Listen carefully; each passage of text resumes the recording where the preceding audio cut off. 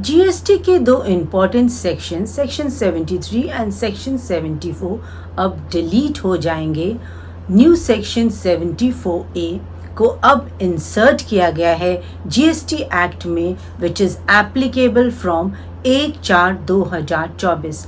आज इस सेशन में हम आपके साथ डिस्कस करेंगे all about newly inserted section 74A in the GST act.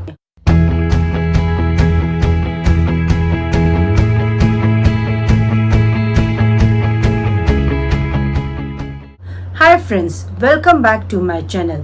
यदि आपने अभी तक मेरा चैनल सब्सक्राइब नहीं किया है तो subscribe my channel and press the bell icon, ताकि आपको इस तरह की वैल्यूएबल इंफॉर्मेशंस की नोटिफिकेशंस मिलती रहे। Like the video and share with your friends and relatives in order to create awareness. Financial year 17-18 से फाइनेंशियल ईयर 23-24 तक जितने भी पेंडिंग असेसमेंट प्रोसीडिंग्स पेंडिंग है, उन पर सेक्शन 73 और सेक्शन 74 एप्लीकेबल किए जाएंगे। यानी कि सेक्शन 73 और सेक्शन 74 एप्लीकेबल होंगे अप टू फाइनेंशियल ईयर 23-24, और फाइनेंशियल ईयर 24-25 से onward new section 74A of GST Act will be applicable in regard to all the assessment proceedings. Section 74A को समझने से पहले हम आपके साथ ब्रीफ में डिस्कस करते हैं all about section 73 and section 74। Section 73 was about the non-fraud cases for determination of tax short paid, not paid, erroneously refunded, or in case of ITC wrongly availed. The time period to issue the show cause notice was within 2 years, 9 months from the due date of filing the annual return for the relevant financial year, और order pass करने की due date थी within the period of 3 years from the due date of filing the annual return for the relevant financial year. Section 73 for non fraud cases में penalty कुछ इस तरह लीवेबल की जाती थी। यदि आपने अपने इंटरेस्ट और टैक्स की पेमेंट वॉलेंट्री कर दी before the issue of the show cause notice और within the 30 days of issue of show cause notice, उस केस में आपको सिर्फ अपना टैक्स और इंटरेस्ट की पेमेंट करनी होगी। आप पर कोई भी पेनाल्टी लिवेबल नहीं होगी। अगर आप ऐसा नहीं कर पाए, इन दैट केस आपको टैक्स और इंटरेस्ट के साथ साथ 10% ऑफ द टैक्स अमाउंट और 10,000 rupees whichever is a higher की पेनाल्टी पे करनी होगी। Section 74 deals with the fraud cases.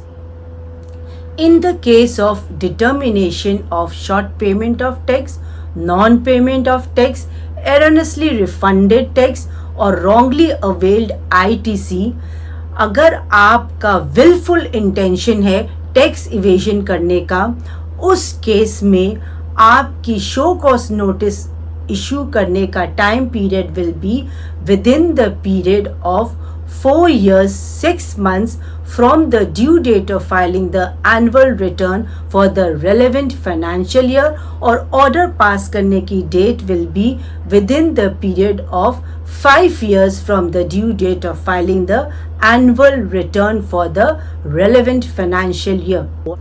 Under section 74, the penalty will be livable as follows.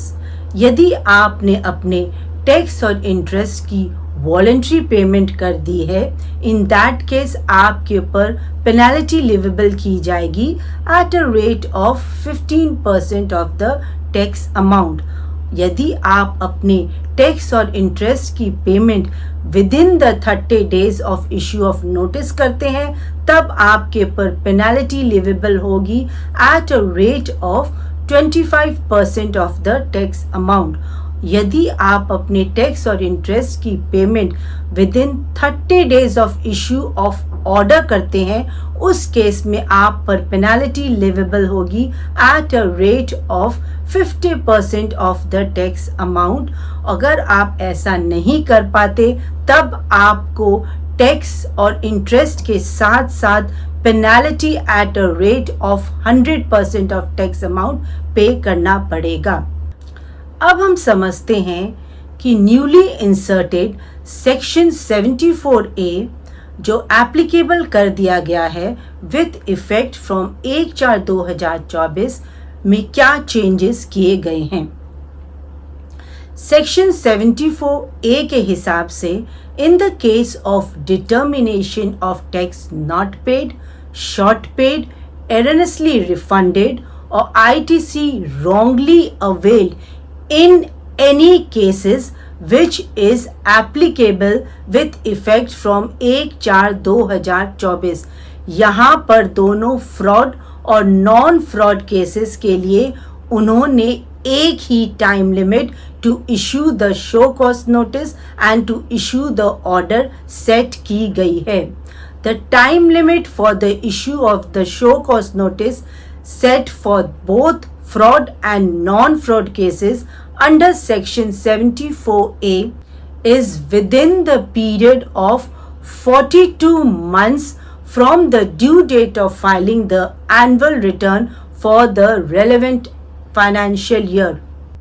Financial year 24-25 की आपकी एनुअल रिटर्न जाएगी 31 दिसंबर 2025 और उस period से आपके 42 मंथ्स काउंट किए जाएंगे for the issue of the show cause notice.